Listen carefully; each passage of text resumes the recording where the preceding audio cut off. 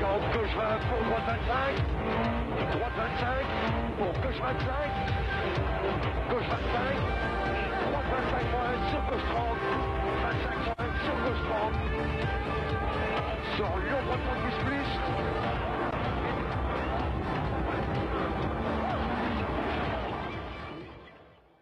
Troisième épreuve de la saison mondiale des rallyes, le rallye du Portugal reste un des monuments du championnat du monde. Nous n'avons peut-être qu'un seul équipage au départ, Freddy Loax et Sven Smith, mais après la démonstration qu'ils ont effectuée aux boucles de Spa, on peut les pointer comme candidats à la victoire. On retrouve Freddy et Sven en reconnaissance du côté d'Arganil. Après un hiver long, froid et même enneigé, le soleil est revenu sur le Portugal. Après des boucles de Spa longues, froides, enneigées et malchanceuses, Sven Smith et Freddy Loax ont entamé il y a 7 jours leur reconnaissance portugaise.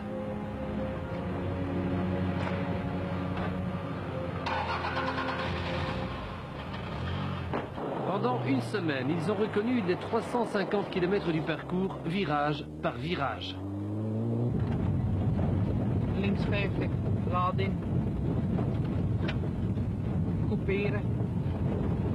Plus rechts. Afval. Dip couperen. Freddy a dicté l'intensité de chaque virage et repéré le moindre piège de la route. Ces reconnaissances terminées, ils ont rejoint Figueira da Foz, lieu de départ du rallye du Portugal. C'est ici, dans un garage discret, qu'ils ont retrouvé leur mécano et leur voiture de course. Cette voiture, ils l'ont testée la veille à l'occasion d'une séance d'essai dirigée par le team manager de Toyota, George Donaldson.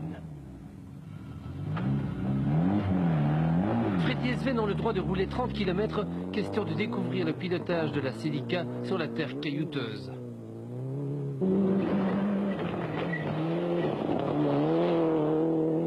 Freddy s'adapte très vite. Mais il sent aussi qu'il est loin d'exploiter au maximum les possibilités de la Celica. À 25 ans, piloter pour la première fois de sa vie une machine de 300 chevaux sur la terre, c'est une très grande découverte impressionnante. Allez, tu roules pour la première fois avec la voiture. Ça allait, la voiture est beaucoup trop vite pour rouler dans la montagne, mais après une demi-heure, ça va aller et tu apprends, tu trouves la confiance dans la puissance de la voiture et tout ça. Et... Pour l'instant, vous êtes surpris, vous trouvez que la voiture est un peu trop rapide? Oui. Les mêmes commencent pas. Mais après, c'est spécial, ça change vite.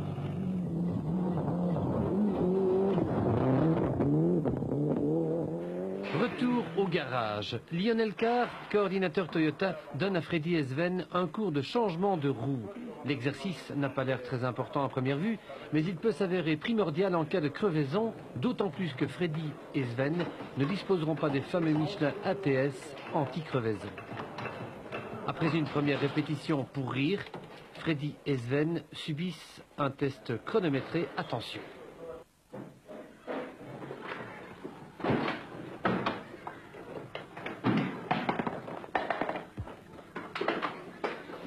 Idéalement, il devrait changer de roue en moins de 3 minutes.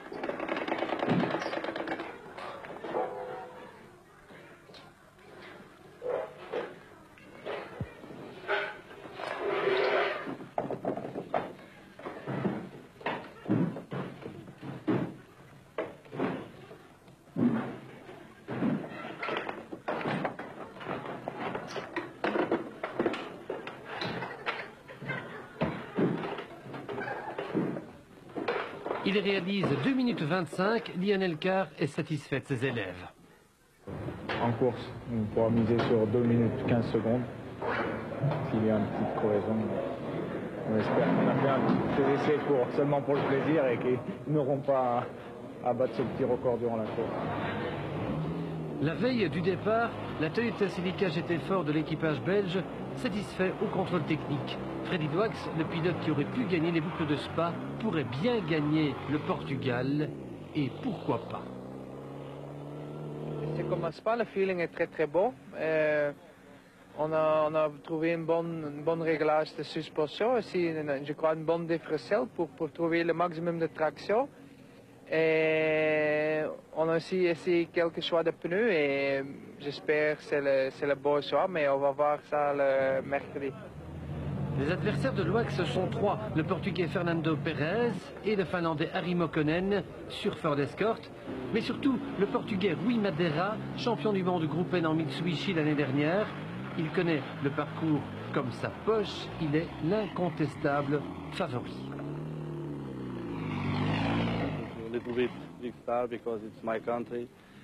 Oui, je suis un peu la vedette ici dans mon pays et j'espère que tous mes compatriotes vont me supporter. En Formule 2, la bagarre s'annonce chaude entre Peugeot, Skoda, Renault et Seat. Le grandissime favori, c'est Seat, qui aligne deux Ibiza de plus en plus performantes.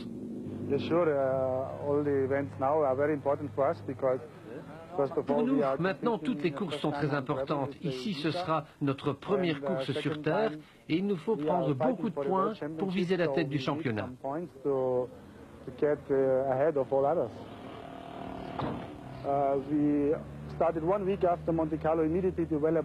C'est pourquoi, une semaine après le Monte Carlo, on a commencé des essais intensifs sur Terre en vue du rallye du Portugal. On a travaillé très dur jusqu'au dernier moment et je peux dire qu'on est confiant.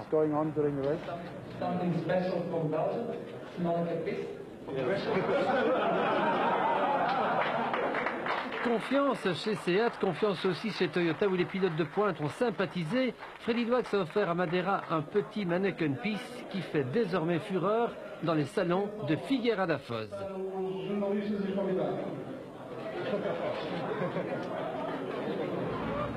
Les choses sérieuses commencent. Freddy arbore son éternel sourire, pourtant il sait ce qu'il attend, un rallye long, difficile, un rallye qui sera pour lui un premier test mondial au plus haut niveau.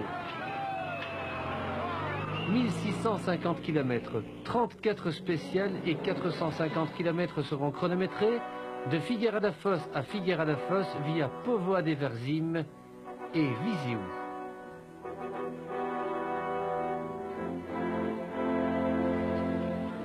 Tous les regards sont tournés vers Freddy Loax, ses supporters, les amateurs de beaux gestes, la Belgique sportive croise les doigts. Madeira s'élance de premier. Il est intéressant de noter que sa voiture est la plus légère des voitures de pointe. C'est un autre avantage pour ce Portugais qui connaît les spéciales mieux que quiconque. Le premier chrono de Madeira peut donc être considéré comme une référence. Sur les 9 km de la première spéciale, il réalise 7 minutes 14 secondes. L'autre favori portugais, Fernando Pérez, sur Ford Escort Cosworth, réalise 7,18. 7,18 contre 7,14, il est battu par Madeira de 4 secondes.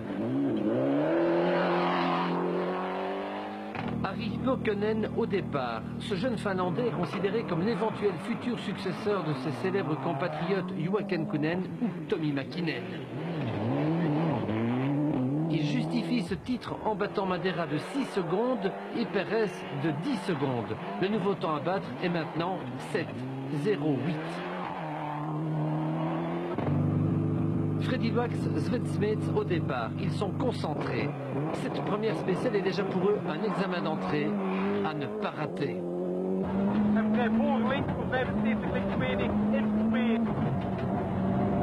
On sent dans la voix de Sven Smets une grande motivation. On voit dans les coups de volant de Freddy Loax une grande précision.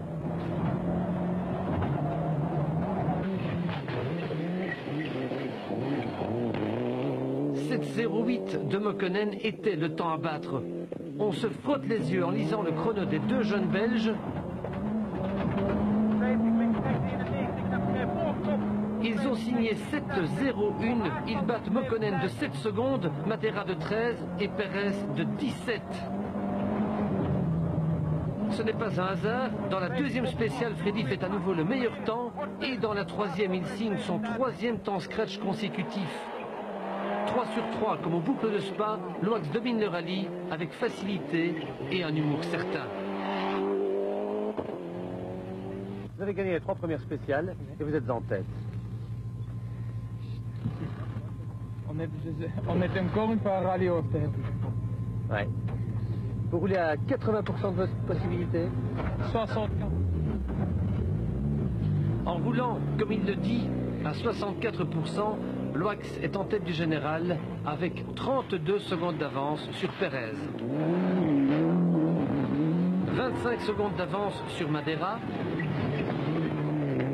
et 12 secondes d'avance sur Mokkonen. L'espoir finlandais est pourtant satisfait. Okay, rally starting very well. And, Le rallye commence bien, j'apprends la voiture et je me sens bien. not bad. I like this car and my feeling is good. Loax est donc indiscutable leader lorsque la sorcière l'attaque au coin du bois dans la 4e spéciale. Une crevaison l'oblige à changer de roue. Il perd 3 minutes 10 secondes. Le spécial était très très large et c'est peu de rochers, de grosses pierres et pour moi, on a trouvé les pierres très pointues et on a crevé.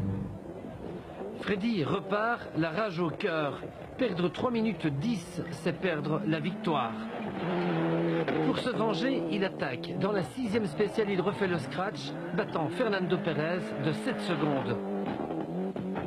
Mokkonen est battu de 8 secondes et Madeira de 8 secondes également. Freddy a redressé la tête. Après un moment de déception, le moral revient dans la colonie belge. Non, on s'est jamais foutu. On a vu ça à San Remo. Il y a un moment, on est aussi plus qu'une minute derrière et on gagne quand même.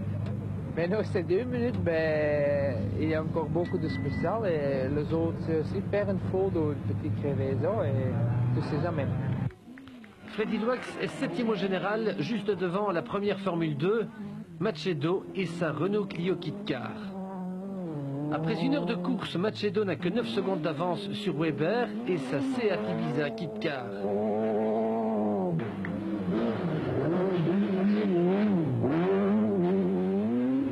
Depuis la crevaison de Freddy Loax, le Portugais Rui Madeira a pris la tête du rallye et la garde.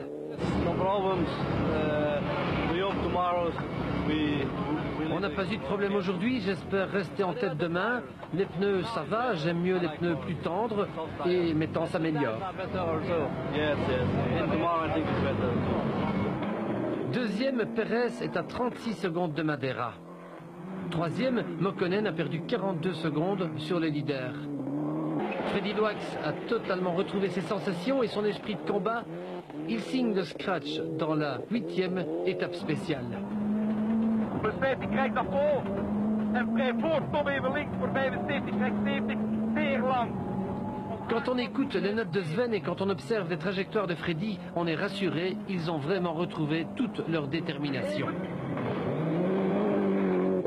La preuve est triple, il signe encore 3 scratchs dans les 9e, 10e et 11e spéciales, à un pneu près. La journée était parfaite. C'est pas 100%, hein? On a perdu beaucoup de temps, mais pour le reste, on a fait 8 fois le meilleur temps sur un spécial. Ça c'est déjà pas mal. Demain, il y a une autre journée, on va essayer de faire le même.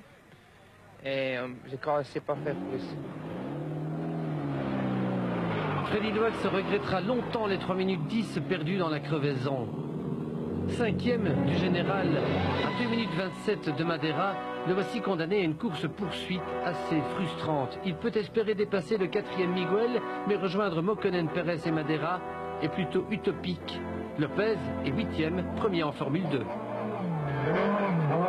Sa Peugeot 306 domine la catégorie 2 roues motrices. La Skoda de Sibera est à 1 minute, talonnée par la Seat Ibiza de Pourras. Sur l'autre Seat Ibiza Kit-Car, l'Allemand Erwin Weber était très bien parti jusqu'à ce qu'un petit capteur électrique vienne enrayer sa progression.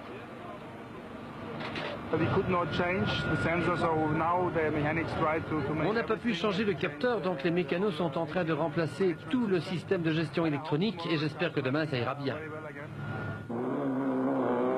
La deuxième journée commence plutôt bien pour les Seat qui réalisent sur le circuit d'autocross de Lousada les 2e et 4e meilleurs temps en F2. Elles sont battues par la Peugeot 306, mais elles devancent facilement les Skoda. Freddy Loax entre en piste. Il est opposé au japonais Kamioka sur Subaru. Opposé est un grand mot. Freddy n'en fait qu'une bouchée. Il lui inflige une raclée de 7 secondes et le Belge en profite pour réussir son premier temps scratch du jour. Il répète aussitôt ce succès dans les forêts d'eucalyptus, par exemple dans la 15e spéciale Montim. Le sprint ne dure que 5 minutes 30, mais Loax bat Perez de 3 secondes et Madeira de 4 secondes. Harry Mokkonen est battu de 5 secondes. Jorge Bika de 8 secondes. Miguel sur Ford Escort RAS de 9 secondes. Et Monster Kamioka de 13 secondes. Dans les spéciales 16, 17, 18, Freddy reste le plus rapide. On peut l'affirmer, il est l'homme fort du rallye du Portugal 96. Rien ne l'arrête, même pas l'une ou l'autre touchette.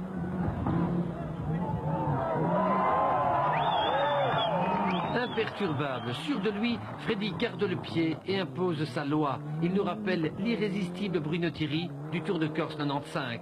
Voyons la répétition de cette mini-acrobatie de Fast Freddy.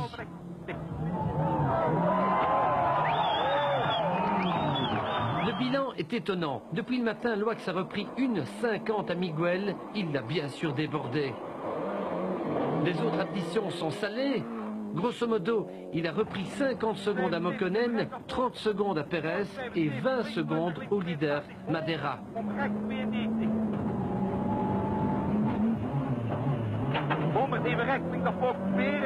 Ces performances répétées font regretter encore plus amèrement les maudites 3 minutes 10 perdues dans la crevaison. La faucheuse portugaise s'abat sur le rallye. Jorge Bika tape quelques arbres, le moteur de la Subaru Legacy n'a pas résisté, le 7e abandonne. Le 8e aussi doit abandonner, dommage pour Lopez, avec sa Peugeot 306 il dominait la Formule 2.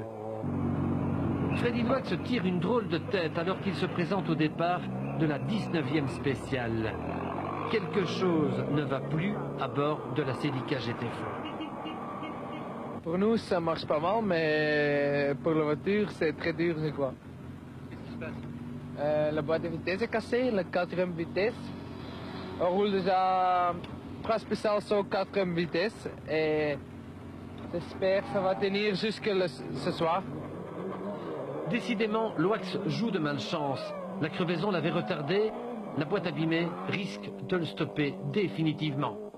We bereikt nog vol en vrij voor 50, links 73. On bereikt 82 en vrij.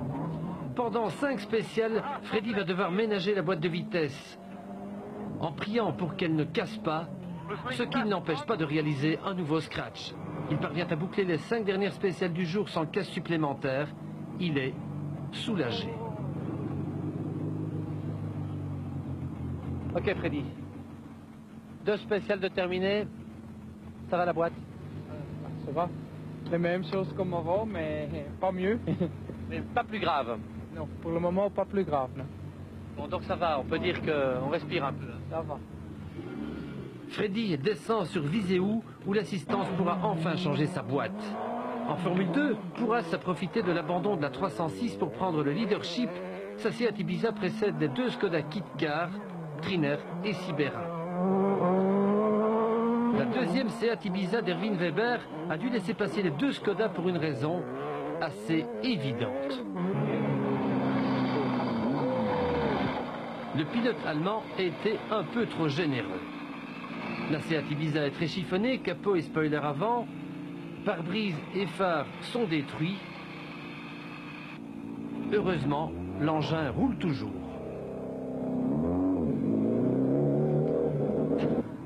We tried our best to be really fast, but on one stage we was a little bit too fast.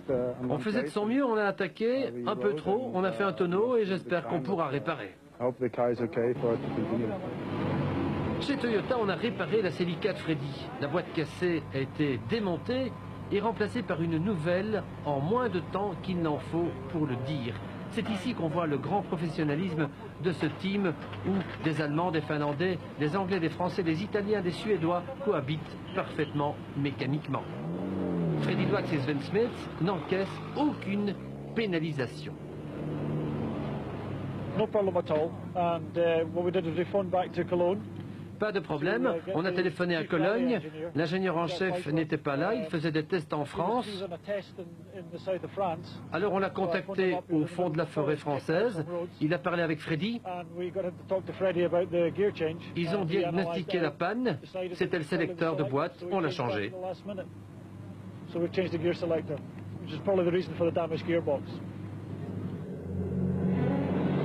Ce problème technique a empêché Freddie Dwax de se rapprocher plus près du trio de tête. Il est à 1 minute 14 secondes de Mokkonen, à 1:31 de Perez et à 2:30 de Madeira. Il lui sera bien difficile de rentrer dans le top 3. À signaler que Madeira, leader F2, est 7e au général.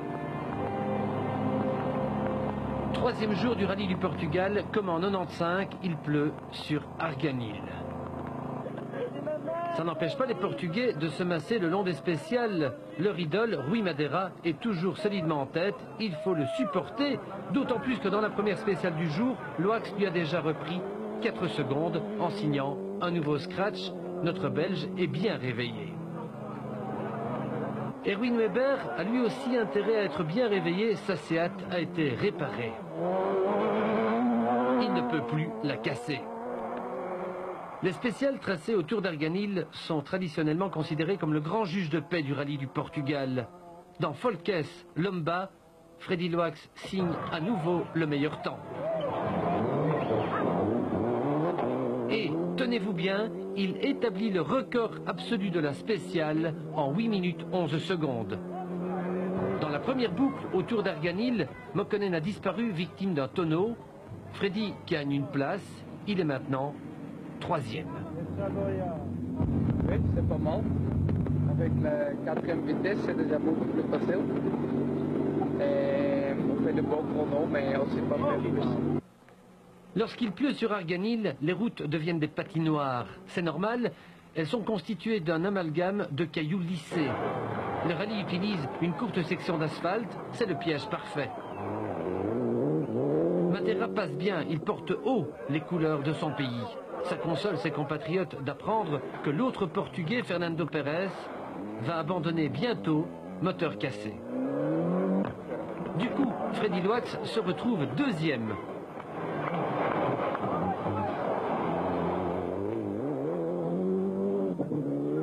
En Formule 2, le trio de tête est désigné. Le vainqueur est l'Espagnol Jesus Puras. Sa Seat Ibiza n'a connu aucun problème. Puras gagne la F2 et bat à la régulière la Skoda Felicia Kit-Car de Pavel Sibera.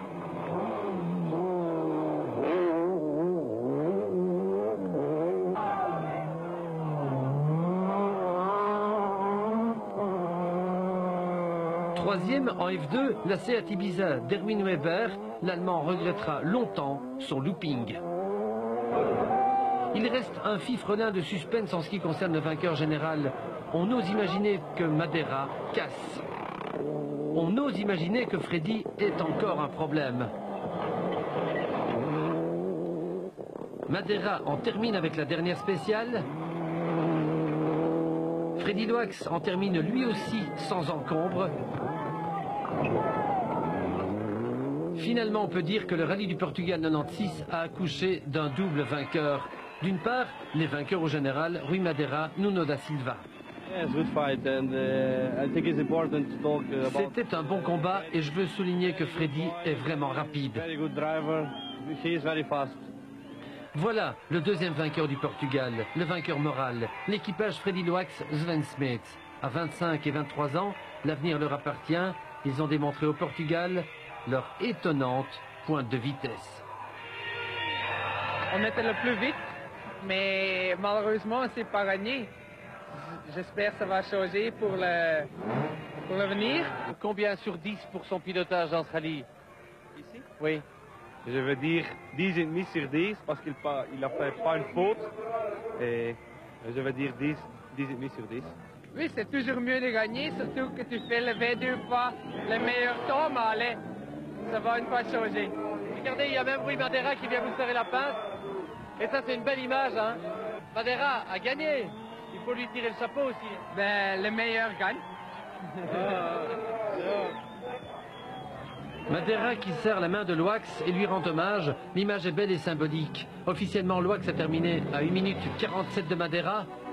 Mais dans l'esprit de beaucoup, 7 minutes 47 aurait dû être une avance et non un retard. Il s'en est fallu d'un pneu crevé. En Formule 2, par contre, il n'y a qu'un seul vainqueur indiscutable, c'est Pourras et la Seat Ibiza, désormais en tête de la Coupe du Monde Formule 2.